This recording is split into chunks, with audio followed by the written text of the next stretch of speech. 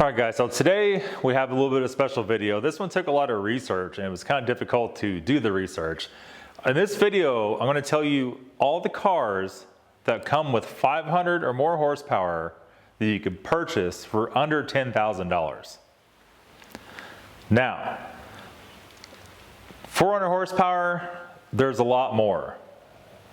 The 500 horsepower threshold for that amount of money is difficult. Almost all these cars fall in the 2006 and 2010 in that area. So there's not a lot, right? Number one, you already know, the M5, E60 M5. This thing makes 507 horsepower from the factory, 383 foot-pounds of torque. It's limited to 155 miles an hour with a simple ECU flash. People's recording way over 200 miles an hour, 205, 207 miles an hour. Crazy car, right? These cars, you could buy them in broken state, $6,000, $7,000, sometimes less, sometimes more. For a really good, clean example, they can run as much as $25,000, right? But they are available for that. The next one is actually the Porsche Cayenne Turbo S. I just found one, a 2008, and this kind of what sparked this whole video. I found one locally for $7 grand or best offer, and it's smoking. So it probably needs turbos, or could be valve seals, could be rings, could be a lot of stuff. Once you start dealing with cars that are that high of horsepower, your reliability kind of goes out the window, right? So the 2008 Porsche Cayenne Turbo S is 550 horsepower and 553 foot-pounds of torque. That makes that the most powerful car on the list. That's definitely some supercar numbers. That's an SUV. 0 to 60, 4.7 seconds in a nearly 5,000-pound SUV. That's pretty impressive. And that has a top speed, a limited top speed of 174 miles an hour. Now, am I going to go buy that? Should I go buy that? Maybe. Am I going to go buy it? No. We've already have too much other stuff going on. The weather's getting nice. We're working on the shop. I need to split the time between working in the shop, making videos for you guys, and working on the shop, like building the shop and building the rest of the house and building everything to keep making videos, right? That's on split between on that.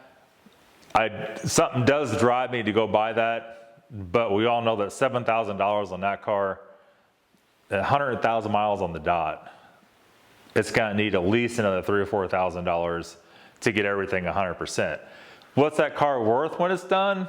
Well, right now, probably not what you would have in it, right, by the time you fixed it. What will it be worth in a distant future? I don't know, because it's an SUV, it's not a car. It makes it hard to judge that, right? It's not like a car, like a race car, it's a family car. So it's a little bit different. Next on the list is some Mercedes stuff. And Mercedes made the 6.2 liter V8, and they're all around 2008 era, you know, give or take 3 or 4 years. And they put out some big numbers in those years. And to start with, we're going to go with the 2008 Mercedes E63 AMG. It made 507 horsepower and 465 foot-pounds of torque. That's a lot. That's a whole lot. You know, there's many variants of that engine and many different models, but there's only a few that sell for the price range we're looking at, around $10,000. Now, some of these I found for like $10,200, $10,500, $10,900, but I tried to make sure I could go to Facebook Marketplace and find these cars on this list for less than $11,000. So in the $10,000 range, some of them are only 7, some of them are 8. You get the idea. The next one on the list is 2008 Mercedes-Benz CLS C-Class CLS C63 AMG. There again, we had the same engine, 6.2 liter, 507 foot-pounds or 507 horsepower at 6,800 RPM. So almost $7 grand red line, 465 foot-pounds of torque again, and those cars make really good numbers. Are they reliable? I wouldn't think so, right? I severely wouldn't think so. How could it be at those numbers, right? It's a fairly large V8, so it's not something small like a 5-liter making that kind of numbers. In some twisted theory, you would think it'd be more reliable, but that's maybe not the case. You know, I don't think they had a lot of issues those years. You see them, they're all still running. They're not blowing up all over the internet. So I don't know, you know, could be very reliable. The next is 2008 BMW E55 AMG. Now this has the same 6.2 liter, but the horsepower is a little different. This has 493 horsepower, so almost 500. It's close enough. We'll give it a pass. And then 516 foot-pounds of torque. And so they made the same engine also in the R class, which is essentially a minivan, right? RL AMG, I remember RLC63 or RL63 AMG, something along the sort. I looked at those are still like $30,000. And I was thinking that'd be great if that was in this class. It does have the power, but it doesn't have the price. I'm sure that's an outright scary operation.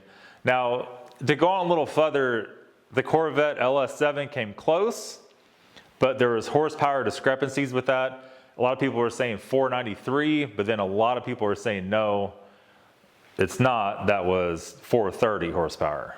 And those cars are like $17,000, $18,000 that have that engine. It wasn't in the price range. It has some discrepancies as far as the horsepower goes on that, so we couldn't include that. And other things that are not too far to follow is the Cadillac CT-SUV, which also had the same engine in it, or the LSA even, but it didn't quite fall in the price range. They were 14, 17, in that same kind of range. And most of those have low miles on them. That's why the price is so high, I believe. Now, we do know that Corvettes those years had once you got to 2014, the interior started getting a lot better, but you know, LS3, it was rumored that had 507 horsepower, but that wasn't really true either. And those cars had horrible interiors. They still had the blister buttons on the dash, had all kinds of issues with that. Some of these other cars have some interior problems too, but it seemed like the Chevy stuff of those years was far behind Mercedes and BMW. You know, it's kind of the way it is. I couldn't really find anything else. Any kind of X5M obviously is way, way, way more than 10 grand. All right, so yeah, I mean, pretty much a long story short, if you want reliable, if you want cheap, you're not gonna find it in a 500 horsepower variation. You're gonna find it in the 250 horsepower to 300 horsepower variation. And you know, making big power comes at a price. Right now with gas as cheap as what it is, these cars are very popular right now. If you have some extra money to throw at it, this is definitely an option. That's why you're starting to see them right now for sale cheaper than ever before. Is it a buyer's market right now? Yeah, just be careful though. I mean, the economy's in a weird spot. You don't want to spend a bunch of money that you needed to get by on a car that you don't really need at the wrong time just because it's cheap. So that's my thoughts on it, guys. That's gonna be it for today. Have a good day. Back very soon. We'll see you later.